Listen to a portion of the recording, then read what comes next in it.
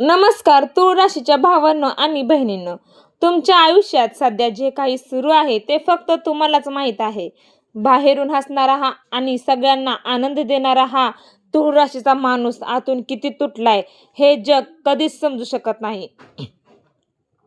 तुम्ही प्रत्येकाचे भले केले, प्रत्येकाला संकटात साथ दिली, पण जेव्हा तुम्हाला गरज होती तेव्हा तुमच्या पाठीशी कोण उभे राहिले याचे उत्तर तुमच्याकडे नक्कीच असेल, शून्य. बरोबर ना? पण थांबा, रडण्याचे दिवस आता संपत आले आहेत, कारण विधात्याने तुमच्या नशिबाचे पान पलटायला सुरुवात केली आहे. येणारी राखी पौर्णिमेची तिथी तुमच्या आयुष्याला एक अशी कलाटणी देणार आहे ज्याची तुम्ही स्वप्नातही कल्पना केली नसेल. आजच्या या विशेष व्हिडिओमध्ये आपण ज्योतिषशास्त्राच्या अगदी अचूक गणितानुसार पाहणार आहोत की येणाऱ्या राखी पौर्णिमेपर्यंत तुमच्या आयुष्यात कोणते मोठे शुभ संकेत मिळणार आहेत आणि अशा कोणत्या वाईट घटना किंवा धोके आहेत ज्यांच्यापासून तुम्हाला स्वतःचा बचाव करायचा आहे. तर हा व्हिडिओ कोणताही टाइमपास तर अजिबात नाही.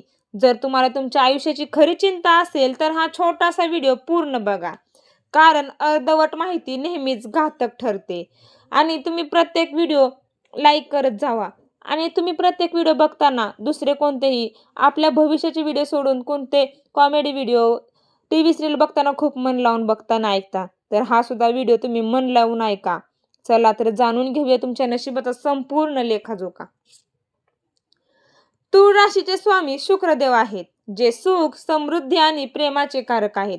सध्याच्या काळात ब्रह्मांडामध्ये ग्रहांची जी हालचाल होत आहे त्याचा थेट परिणाम तुमच्या राशीवर होत आहे. शनी महाराजांची दृष्टी, गुरुमाऊलीची कृपा आणि राहुकेतूची बदलती चाल यामुळे तुमच्या आयुष्यात एकाच वेळी दोन चक्रीवादळे येत आहेत. एक आहे यशाचे वादळ आणि दुसरे आहे जुन्या कर्माच्या हिशोबाचे वादळ. ज्योतिषशास्त्र सांगते की तूळ राशीच्या लोकांनी गेल्या काही महिन्यात मानसिक त्रास खूप सहन केला आहे.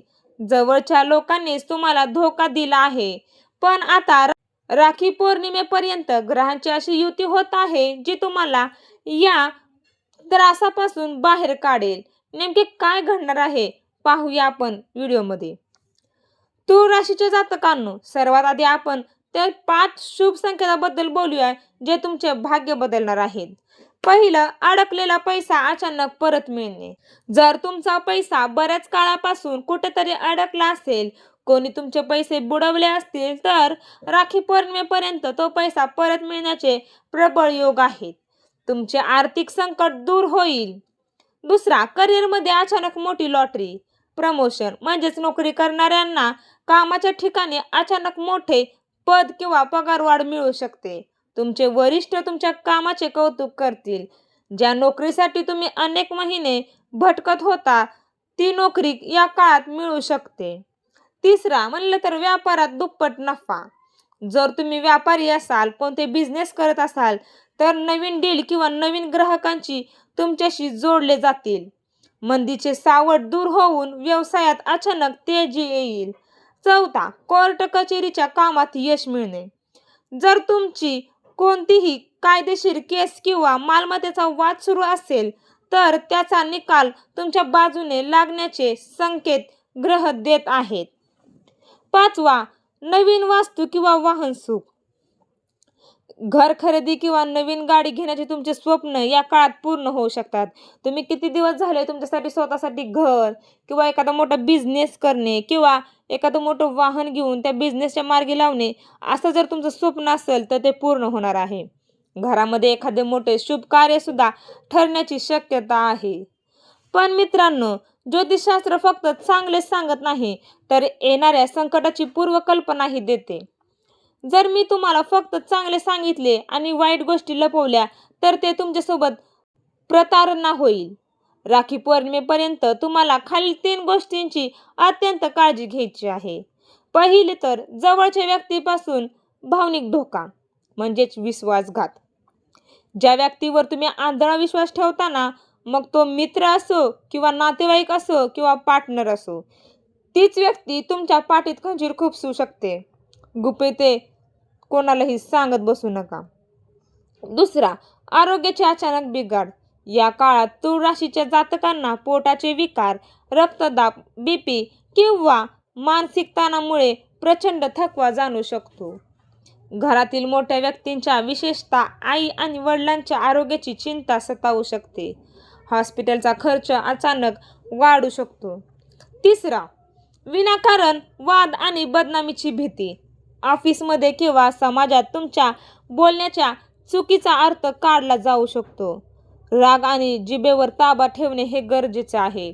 अन्यथा न केलेल्या गुन्ह्याची शिक्षा किंवा बदनामी सहन करावी लागू शकते. आता मुख्य प्रश्न, कोणते दिवस बदलणार आहेत? राखी पौर्णिमेपर्यंत आधीचे शेवटचे काही दिवस तुमच्यासाठी टर्निंग पॉईंट ठरणार आहेत. ज्योतिषशास्त्रानुसार या काळातील काही विशिष्ट तारखांना तुमच्या आयुष्यात अचानक मोठे फोन कॉल्स, मोठ्या संधी किंवा मोठे धक्के बसू शकतात. हा काळ तुम्हाला जुन्या मित्रांपासून दूर करेल आणि नवीन चांगल्या लोकांशी तुमची भेट घडवून आणेल. तुमचे विचार बदलतील. तुम्ही जो आतापर्यंत इतरांचा विचार करत होता तो सोडून आता स्वतःच्या प्रगतीवर लक्ष केंद्रित कराल. हाच तुमच्या आयुष्यातील सर्वात मोठा बदल असेल. तूळ राशीच्या जातकांनो, जर तुम्हाला वाईट घटनांचा प्रभाव कमी करायचा असेल तर शुभ संकेत वाढवायचे असतील तर राखी पौर्णिमेपर्यंत रोज हे छोटे उपाय नक्की करा. पहिला उपाय, शुक्र मंत्राचा जप. रोज ओम शू शुक्राय नमः या मंत्राची 1 माळ जपा. दुसरा, हनुमान चालीसा.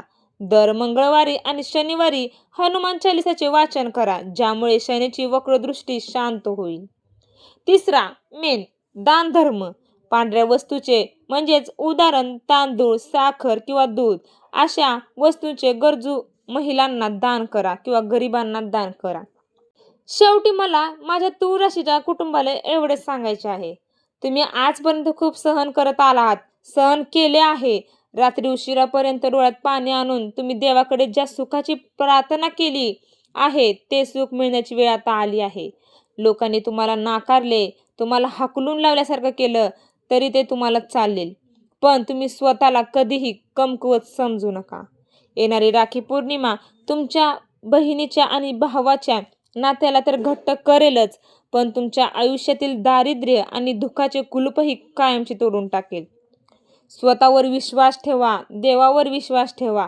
वाईट काळ जसा निघून गेला तसाच हा उरलेला काही काळही निघून जाईल आणि सुखाचा सूर्य उगवेल.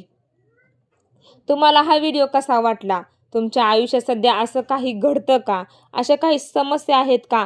मला कमेंट करून नक्की सांगा. जरी मला तुमच्यावर उपाय करायला आले तर मी ते सांगू शकते, नाही आले तर तुमचं मन हलकं होऊ शकतं. कमेंट बॉक्समध्ये तुमच्यासोबत घडलेला एखादा प्रकारसुद्धा सांगू शकता. मी स्वतः कमेंट वाचणार आहे आणि त्या जर तुम्हाला व्हिडिओ आवडला असेल तर आपल्या तूळ राशीच्या इतर भावंडांसोबत शेअर करायला विसरू नका आणि आपल्या चॅनेलला सबस्क्राईब करायला सुद्धा विसरू नका. कमेंट बॉक्समध्ये छान असं श्री स्वामी समर्थ, जय श्रीराम लिहायला सुद्धा विसरू नका. जाता जाता मी तुम्हाला एवढंच सांगेल की प्रत्येक गोष्ट आपण मन लावून केली, मनाने केली तर ती नक्कीच पूर्ण होती. मग कितीही संकट येवो किंवा दुःख येवो, प्रगतीचे मार्ग मोकळे करणे हे तुमच्याच हातात आहे. जय श्रीराम. धन्यवाद.